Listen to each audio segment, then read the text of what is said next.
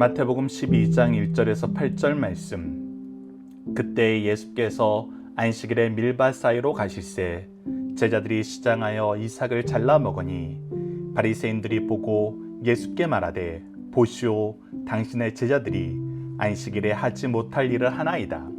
예수께서 이르시되 다윗이 자기와 그 함께한 자들이 시장할 때에 한 일을 읽지 못하였느냐? 그가 하나님의 전에 들어가서 제사장 외에는 자기나 그 함께한 자들이 먹어서는 안 되는 진설병을 먹지 아니하였느냐? 또 안식일에 제사장들이 성전 안에서 안식을 범하여도 죄가 없음을 너희가 율법에서 읽지 못하였느냐? 내가 너희에게 이르노니 성전보다 더 큰 이가 여기 있느니라. 나는 자비를 원하고 제사를 원하지 아니하노라 하신 뜻을 너희가 알았더라면 무지한 자를 정죄하지 아니하였으리라. 인자는 안식일의 주인이니라 하시니라. 아멘. 안녕하세요. 승리하는 가족 여러분, 그리고 강성성경연구원 여러분, 오늘은 마태복음 63번째 강좌로 마태복음 12장 1절에서 8절까지의 말씀을 인자는 안식일의 주인이니라 라는 제목으로 함께 말씀을 나누도록 하겠습니다. 승리하는 삶은 박유일 목사님의 구속사로 조망한 성경연속 강해집을 통해서 편집이 되어 있고요. 지금 저희들이 함께 나누는 말씀은 마태복음 강해집 총 4권으로 구성된 마태복음 강해집의 두 번째 권, 2권의 내용을 토대로 편집이 되어 있습니다. 이 부분에 대해서 좀 더 묵상하고 싶으신 분들은 강해집 내용을 참조해 주시길 부탁드립니다. 자, 오늘 본문 말씀을 보도록 하겠습니다. 오늘 본문 말씀은 이제 새로운 사건으로 넘어가게 됩니다. 바로 안식일에 관한 것입니다. 이 안식일에 관한 것이 굉장히 중요합니다. 현대 사회에서도 우리가 가장 주의 깊게 살펴보고 다시 한번 말씀으로 점검해야 되는 부분이 바로 우리가 주일을 어떻게 지내야 되는 거냐입니다. 어떻게 하는 것이 주일 성수를 하는 거냐는 것입니다. 이 부분을 오늘 말씀을 통해서 살펴보도록 하겠습니다. 그리고 여러분들께서 우리가 이미 올해 들어오면서 가정예배 부분에서 어떤 예배가 하나님께서 기뻐 받으시는 예배인가 했을 때 정한 시간, 정한 장소, 정한 순서에 대해서 살펴봤던 것도 여러분들이 기억하시면서 앞으로 여러분들이 하나님의 뜻 안에서 바르게 예배자가 되는 참되게 주일을 보내는 이 모습에 대해서도 함께 묵상하는 시간을 가지시길 부탁드립니다. 자, 오늘 본문 말씀에 들어가기 전에 우리가 앞서 2월 달에 나눴던 이 유대법에 대한 이해를 다시 한번 점검해 보는 시간을 갖도록 하겠습니다. 유대법, 즉 성경에서 가르쳐주는 하나님의 율례와 규례는 다음과 같은 3가지 부분으로 나눠서 볼 수 있습니다. 첫 번째가 도덕법으로 십계명 같은 것입니다. 마태복음 22장 37절로 40절을 보면 예수께서 이르시되 내 마음을 다하고 목숨을 다하고 뜻을 다하여 주 너희 하나님을 사랑하라 하셨으니 이것이 크고 첫째 되는 계명이요 둘째도 그와 같으니 내 이웃을 내 자신과 같이 사랑하라 하셨으니 이 두 계명은 온 율법과 선지자의 강령이라 라고 얘기하면서 이 십계명에서 1계명에서부터 4계명까지가 하나님을 사랑하는 모습에 대해서, 그리고 5계명부터 10계명까지가 바로 이웃을 사랑하는 모습에 대해서 가르쳐준 것으로 이것은 변하지 않는 것입니다. 하나님을 사랑하는 것, 이웃을 사랑하는 것은 이것은 변하지 않는 것이에요. 그래서 계속해서 이어지는 도덕법이 있습니다.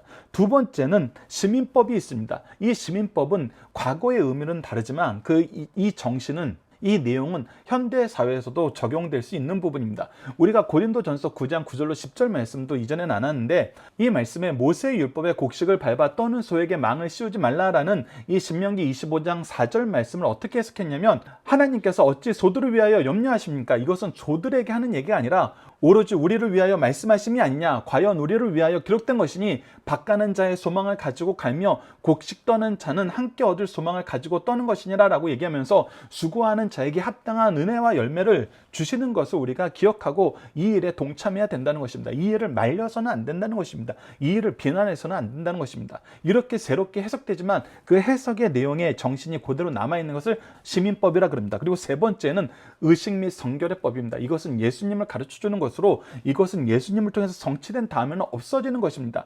히브리서 9장 9절로 10절을 보십시오. 이 장막은 현재까지의 비유니 이에 따라 드리는 예물과 제사는 섬기는 자를 그 양심상 온전하게 할 수 없나니, 즉 이전의 제사로는 온전함을 가질 수 없어요. 이런 것은 먹고 마시는 것과 여러 가지 심는 것과 함께 육체의 예법일 뿐이며 개혁할 때까지 맡겨둔 것이니라. 즉 예수님을 통해서 이것이 완성됐을 때까지 예표로서 남겨놓은 거예요. 그래서 성취된 다음에는 우리는 이전에 구약시대에 했던 사람들이 했던 것처럼 제사를 드리지 않아요. 왜? 이것은 예수님을 통해서 완성된 거기 때문에. 이 부분에서 대표적으로 우리가 신약에서 가장 많이 거론하고 언급된 모습이 뭐였어요? 바로 할례 제도였어요. 할례도 예수 그리스도의 대속의 피를 바라보게 하는 거였고 대속의 피를 상징하는 거였기 때문에 깨끗함을 입는 예수 그리스도의 피를 상징하는 거였기 때문에 예수 그리스도를 통해서 완성되었기 때문에 우리가 그림자를 다시 따라갈 필요 없어요. 계속 지킬 필요 없어요. 이미 완성된 것을 오히려 부인하는 것이 될 수도 있어요. 그러나 이 부분에 대해서는 사도 바울도 여러 차례 얘기했지만 항상 연약한 사람 중심으로 보라는 거예요. 이것이 아직 벗어나기 힘든 사람이 있으면 우리가 그를 위해서 우리의 권리와 우리의 의식을, 우리의 주장을 양보할 필요는 있다는 거예요. 그러나 이것을 우리가 법으로서 계속 지킬 필요는 없다는 거예요. 이것을 우리가 미리 기억하면서 오늘 말씀은 이제 이스라엘 민족이 가지고 있던 일종의 시민법이에요. 자, 그것이 바로 1절에서 나타나는데 1절 봅시다. 그때 예수께서 안식일에 밀밭 사이로 가실새 제자들이 시장하여 이삭을 잘라 먹으니, 자, 이삭을 잘라 먹는 이 이유에 대해서, 이것이 우리가 현대 사회에서 얘기하는 이 물질을 훔치는 이 도덕에 대한 법을 지적하는 것이 아니에요. 신명기 23장 24절로 25절은 하나님께서는 우리에게 우리의 기업을 주실 때 이 기업 안에서 항상 무엇하는 삶을 살게 하냐면 연약한 자를 도울 수 있는 제도를 만들어 놓으셨어요. 연약한 자에게 베풀 수 있는 사랑의 제도를 만들어 놓으셨어요. 그것이 바로 이 배고플 때 지나가면서 이 밀을 잘라 먹을 수 있는 제도였거든요. 자, 신명기 23장 24절로 25절을 봅시다. 내 이웃의 포도원에 들어갈 때에는 마음대로 그 포도를 배불리 먹어도 되느니라. 즉 남의 이웃에 들어가서, 지금 현재 상황에서는 우리가 상상도 할 수 없는 거죠. 하지만 이스라엘 민족들은 너무나 배고픈 거예요. 내가 아직 기업에서 내가 얻을 음식이 없는 거예요. 그랬을 때는 남의 기업지에 가서 배불리 먹을 수는 있어요. 근데 무엇하면 안 되냐면 그릇에 담지는 말 것이죠. 즉 내가 이것을 쌓아놓고 내 욕심을 채우는 대로 가지 말라는 거예요. 이것은 정말 내가 긴급하였을 때, 내가 무엇인가 할 수 없는 능력이 없을 때 이웃의 도움을 받는 사랑의 제도를 정착시켜 놓은 것이에요. 계속해서 봅시다. 내 이웃의 곡식밭에 들어갈 때에도 내가 손으로 그 이삭을 따도 되느니라. 그러나 내 이웃의 곡식밭에 낫은 대지 말라. 즉 내가 정말 배고파서 할 수 없어서 내 손으로 부벼 먹어서 내 지금 시장을 조금 해결하는 것은 가능하나, 내가 이것을 내 욕심을 채우는 충분하게 먹기 위해서 낫을 대어서 이것을 쌓아두고 보관하고 먹는 용어는 하나님께서 허락하지 않으신다는 거예요. 그래서 사실 이것은 정말 연약한 자를 위해서 우리가 사랑을 베풀 수 있는 제도를 하나님께서 제정해 놓으신 거예요. 사랑의 제도예요. 근데 이것을 유대인들이 어떻게 바꾼 거냐면, 야, 이 아무리 좋은 제도도 안식일은 하면 안 돼, 이렇게 자기네들의 생각을 더 첨가시켜 놓은 거예요. 성경에는 이것이 안식일 날 된다 안 된다 표현이 없어요. 항상 이 제도를 가지고 있으라 그랬어요. 그런데 이들이 자기들이 임의대로 하나님의 법을 더 잘 지키겠다고 이 법을 금지하는 법을 만들어 놓은 거예요. 금지하는 이유는 안식일이에요. 그래서 2절 말씀이 나오는 겁니다. 도둑질했다고 욕하는 것이 아니라 2절 보면은 바리새인들이 보고 예수께 말하되, 보시오, 당신의 제자들이 안식일에 하지 못할 일, 안식일에 하지 못할 일을 했습니다. 이삭을 잘라 먹은 게 문제가 아니라는 거예요. 이삭을 잘라 먹는 거는 하나님께서 이미 명령하신 거예요. 그렇게 할 수 있다. 연약한 자들을 위해서, 가난한 자들을 위해서, 그들이 또 자기의 욕심을 채우기 위해서 이 제도를 악용하지 않도록 여러 안전장치를 해서 이미 선언하신 거예요. 근데 유대 지도자들이 장로대 전통으로 이것 안식일에 금지 이렇게 해버린 거예요. 이것은 하나님이 제정하신 원래 뜻하고도 벗어나요. 우리가 뒤에서도 말씀을 통해서 확인하겠지만 안식일의 법은 하나님께서 창조 때 이미 선언하실 때부터 창세기 2장 3장에 뭐라고 나타나느냐, 그날은 복되고 거룩하게 하신 날이에요. 복과 거룩이 넘치는 날이에요.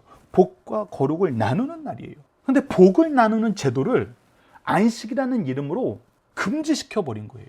하나님의 법은 충돌함이 없는데 자기네들이 충돌하는 제도를 만들어버린 거예요. 그래서 그 제도를 범했다고 지금 비난을 하는 거예요. 그러니까 이들은 안식일법에 대해서 하나님이 주신 좋은 제도에 대한 이해가 없어요. 그것을 생각하지 않아요. 그래서 이 안식일을 복되고 거룩한 이 안식일에서 복을 제거해버리는 거예요. 사실 이거는 복과 거룩이 엄밀히 말해서 떨어질 수도 없는 것인데 둘 다 하나님이 주시는 것이기 때문에 하나를 거절하면 하나님의 뜻을 거절한 거예요. 결국은 참된 거룩함도 우리에게 남아있지 않아요. 왜? 이 거룩함, 구별된 이 날, 하나님께 하나님의 사랑으로 우리가 더 풍성해져야 되는 날을 누구를 비난하고 정죄하는 날로 바꿔버렸잖아요. 여기서 어떻게 거룩함이 우리 안에 드러나겠습니까? 공포만 드러났죠. 그래서 예수님이 이걸 고쳐주시는 것입니다. 자, 1번 문제를 보도록 하겠습니다.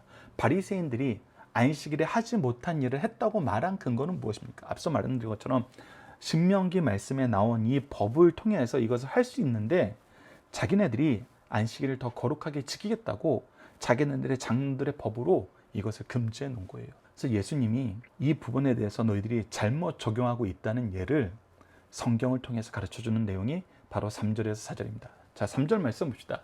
예수께서 이를 때 다윗이 자기와 그 함께한 자들이 시장할 때 한 일을 읽어보지 못하였느냐?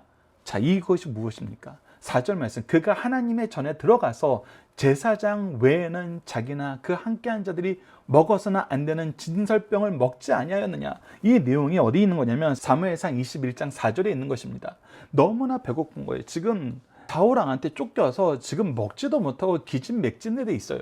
그래서 성막에 들어가서 제사장에게 부탁을 합니다. 먹을 걸 달라고. 그랬더니 제사장이 뭐라 그러냐면, 제사장이 다윗에게 대답하여 이르되 보통 떡은 내 수중에 없으나 거룩한 떡은 있나니 이거는 구별된 것으로 일반 사람들은 먹으면 안 돼요. 근데 제사장이 뭐를 해요? 그 소년들이 여자를 가까이 하지 아니하였으며 주리라 하는지라. 즉 성결의 율례에 따라서 그 몸이 부정하다고 얘기될 만한 것이 지금 여인하고 함께 동침한 그 사람은 이 일정 기간 동안 정결의 예식에 따라서 정결의 기간을 지내야 돼요. 그런데 그런 경우가 아니라면 어떻게 하겠다? 내가 주겠다. 이것은 무엇이다? 하나님의 복을 나누는 것이다. 하나님의 자비하심이 나타나는 것이다. 그래서 제사장이 이것을 허락해요. 그리고 너희들이 이거 성경에 기록된 거 읽어보고 이거 잘못했다고 비난한 적 있냐 이거예요. 다윗 시대에 우리가 존경하는 사람이 하는 건 되는 거고, 여전히 동일하게 연약한 사람이 지금 이 일을 통해서 체험받고 싶어하고 복을 나눌 수 있는 하나님이 정해준 제도 안에서 우리가 이 일을 할 수 있는데 이것을 막는 것이 가하냐는 거예요. 그리고 계속해서 얘기합니다. 5절에 또 안식일에 제사장들이 성전에서 안식일을 범하여도 죄가 없음을 너희가 율법에서 읽지 못하느냐. 즉 안식일에는 우리가 일을 하면 안 되는데 안식일에 일을 할 수밖에 없는 사람도 있어요. 누구예요? 레인들이에요. 안식일에도 제사가 있거든요. 이 제사 제도를 위해서는 하나님께서 이 레인들은 계속 일하게 하셨어요.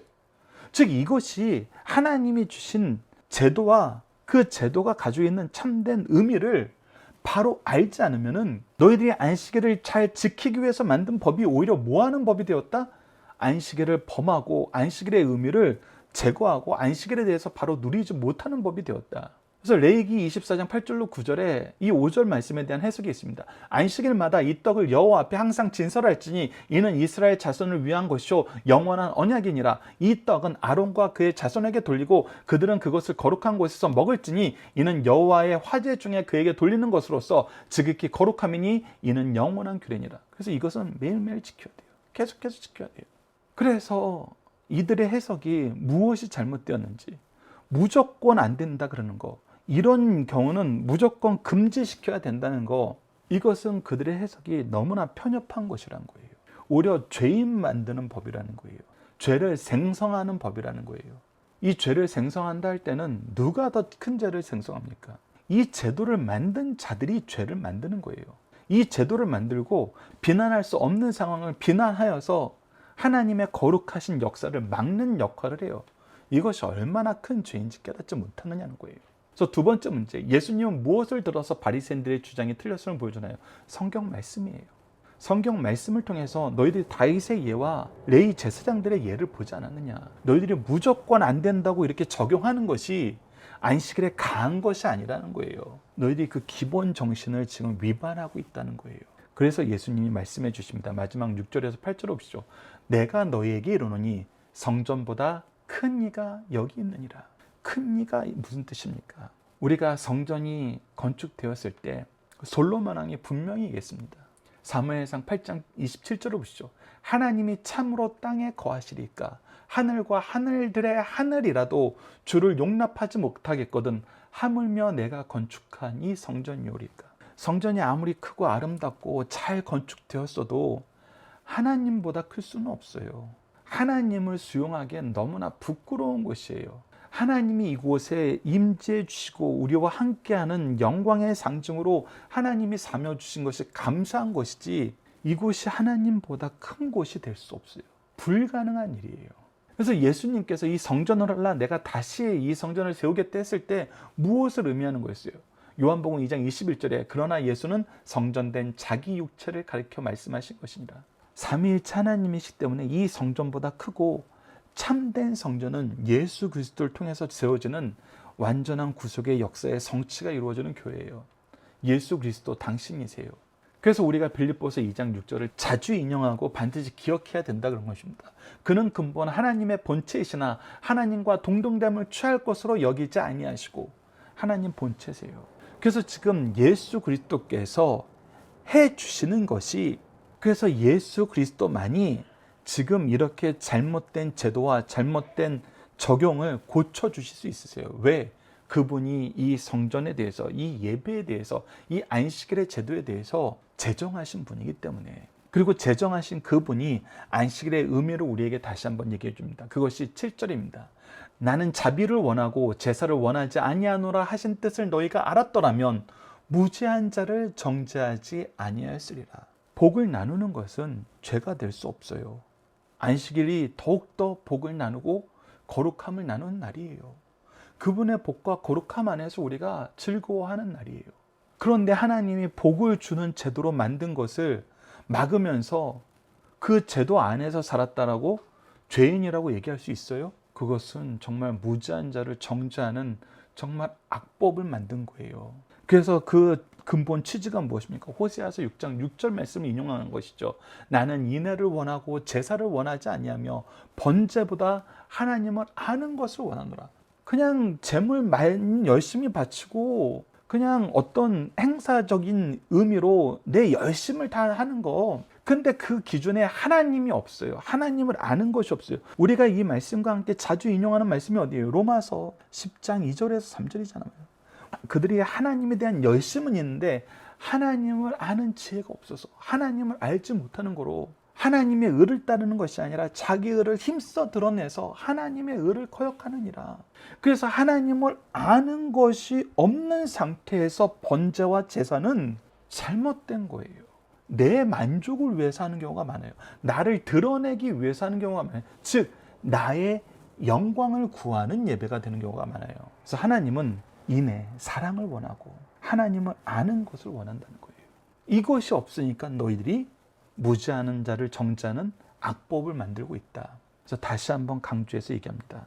인자는 안식일의 주인이라. 인자는 안식일의 주인이라. 예수님께서 이것을 만드셨고 예수님만이 이것에 대해서 바르게 해석할 수 있으세요. 그래서 마가복음 2장 27절을 보십시오. 또 이르시되 안식일이 사람을 위해서 있는 것이요 사람이 안식일을 위해서 있는 것이 아니니라. 하나님이 우리에게 복과 거룩을 더하시기 위해서 안식일을 주신 거예요. 안식일에 하나님이 노예로 부리시려고 우리 부르는 거 아니에요.